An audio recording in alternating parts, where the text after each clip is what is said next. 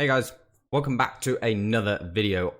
Today we're going to be checking out the 4-1-2-1-2 narrow, and one of the reasons why this formation is so popular is because of the way it's set up. So as always, to show support, please hit the like button, subscribe, but most importantly, hit the notifications bell so that you know exactly when new content is released. This formation is great for people that like to play a quick, fast, possession-based game. As you can see how close together all of the players are, it's really easy to play very quick, very fast 1-2 passes, which is really powerful in this game. One of the things that could be a little bit of an issue with this formation is generally width is quite important in this FIFA and you need to have some of it. This formation doesn't have any of that width, so that is something to be mindful of. However, because of how strong you are able to go through the middle of the pitch and how quickly you can play, it makes this formation super good. And especially if you have the right strikers up front, chip through balls are super powerful in this formation. So as we move into the tactics for this video, you can see that we have defensive style. We've gone for balanced. The reason why we've gone for balanced is because this is not a formation you can press in. Because if you go in a press, the out ball is just a little chip out to the fullback or a little chip out to an opponent's left or right mid. So there's always an easy out ball because there's just that space out wide. So you really need to stay on balanced. Moving into the width, as always, we stay on around about 50. The thing with this formation is because there isn't obviously that width, you do need to just keep that middle of the pitch. It's very compact, it's very tight, it's tough to play through.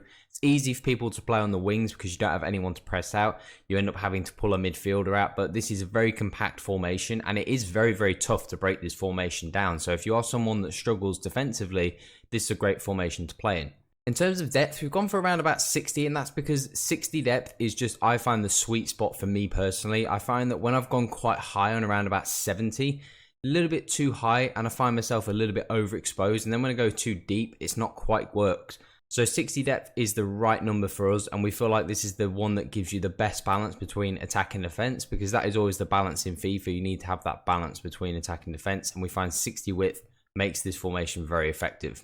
Then moving into the build-up play, we've gone for fast build-up. Now, as we said at the beginning of this video, what suits this formation is really quick, really fast 1-2 passing. And because of how close everybody is, fast build-up is just the best way to play this formation. And especially in this FIFA, you have to play quickly. You know, playing slow, playing lethargic doesn't really work, especially when you get into the final third. You've got to speed up your play, you've got to play quicker. So fast build-up works really well. The only thing to be mindful of with fast build-up, you can be left a little bit exposed for counterattacks, and because of the quality of players people seem to already have, you know, if you're playing someone good, you can be exposed. So that is really important to bear in mind. Then in terms of chance creation, we actually left it on balanced, and that's because if you go with direct passing, it makes this formation far, far too open. You can't use direct passing, it's just way too open.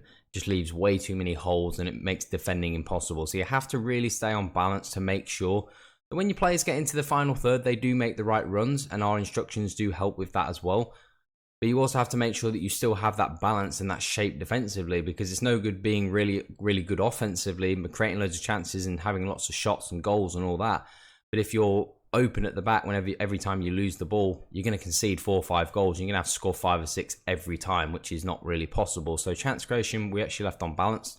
And in terms of offensive width, we've only gone for around about 55. Now, we like to normally play quite wide because obviously in formations, when you have width, you can go a little bit wider. But in this formation, because you don't have any width, you may as well stay quite narrow on your width. There's no point going to like 70. You're just going to open that midfield up with no points. So we've gone for around about 55, which is pretty normal. And again, it's just playing to the strengths of the formation, playing to the strengths which are the middle of the pitch, and not trying to make this formation something that it's not. And then with players in the box, we've just left it on 5. We want our instructions really to take care of who goes into the box. We don't want it to unnecessarily push players into the box that don't need to be going into the box. And then corners, we've gone for 3 and free kicks 1. And like I said in all of our videos, if you are someone who feels like counterattacks are a big deal and you concede them a lot, you can always leave corners on 1. So now, before we continue, if you want us to make more videos like this, then make sure you hit the thumbs up button and make sure you comment below right now with your questions and thoughts on what other formation videos you want us to cover going forwards. So let's jump back into it and get into the instructions for this formation. So then moving on into the instructions, we've got comes to crosses and sweeper keeper. Obviously for our goalkeeper, you know, it works really well for us. You know, if you're someone that controls your goalkeeper, then these aren't so important. If you're someone that moves them left and right for shots, if you move them out for corners, not such a big deal, but comes for crosses and sweeper keeper is really important for us. Then moving into the centre backs, of course, they're all going to be on stay back while attacking, you know, and that's pretty standard, pretty what we'd expect. Normal interceptions as well. We don't really tweak around with that too much. I think in certain positions it can be effective. And then especially going into the fullbacks, you really have to keep these guys on stay back while attacking. It's tempting to push these guys forwards because we don't have any width, so they're obviously going to offer some width if they go forwards. But because there is no width, if you allow them to go forwards, there's no one to get back and cover for them for when they go forward. So if Carvajal goes forwards, if you lose possession, you don't have a right mid or a right winger that can drop in there when he goes forwards. You know, a right mid you can put on, you know, come back on defense. So you just get exposed, especially with the quality of players that people already have. You have to stay back while attacking. Then moving into that central CDM, we've got him on balanced defensive style, which is something that we've really changed to quite recently and found a massive shift in our defensive ability. We were somebody who was conceding a lot of chances because our defensive mid was out because we had them on cut passing lanes or man mark. When you actually leave this guy in balanced defense, he really stays in position a lot better. When you pair that with obviously the stay back while attacking, he really stays in position very, very well. And if you have the right CDM, Kimmich is not really the right CDM. You've got to get an out and out defensive midfielder in this position. But when you get the right player in here, it is very, very effective. And it's really important for the solidity of this formation that you have a proper DM. Then moving into the two outside midfielders. In this position, you really want two box-to-box midfielders. You know, we've got them on balanced attack. These guys need to get forwards. They need to get back. They need to sometimes get out wide to maybe press onto a fullback or onto a wide midfielder. So you need guys that have pace. You need guys, so we tend to sub Tony Kroos off and bring someone else on. You need to have guys that have pace in midfield. Generally, pace isn't super important, but in this formation, pace is important in that midfield position because they have a lot of running to do, so you do need good stamina as well. But you need players that are just very good at everything, that have pace, that have shooting, that have good passing ability. That's super important because they get forwards and they create chances for the strikers, for the cam. So they really need to do everything. That's really, really crucial, the centre mids in this position. Then moving on to the central cam, we just have him on the normal stuff. We just have him on get into the box. We don't need him on anything else. We don't need him on come back on defense. We don't need him on free roam. Just have him on get into the box. His role is just simply to feed the strikers and also to pick up any scraps. So anytime the ball drops to them at the edge of the box, he's got to be there to play any finesse shots into the far post, whatever it may be. So his job is just to score and create. He doesn't need to do anything else. So you need to make sure that this player's got, again, good shooting, good dribbling. Generally a 4-star weak foot as well is super important for your cam. And then moving on to the two strikers, it's really, really important in this formation that you have guys that are obviously good at finishing. We like to have two quick players in this formation. I feel like the meta seems to have shifted. A lot of people at the start were using Lewandowski's and Benzema's.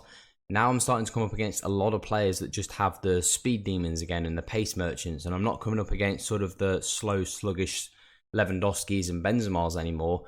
You know, I'm now coming up against a lot of Mbappe's, a lot of Neymar's, a lot of Haaland's up front. So obviously Haaland is super meta, but you do need pacey players up front. It's very, very important, especially when you're playing fast build-up. You just need to have those players where you can play those chip through balls, those little wide through balls, just so they get through and just so your players have got the pace to get on to the end of them.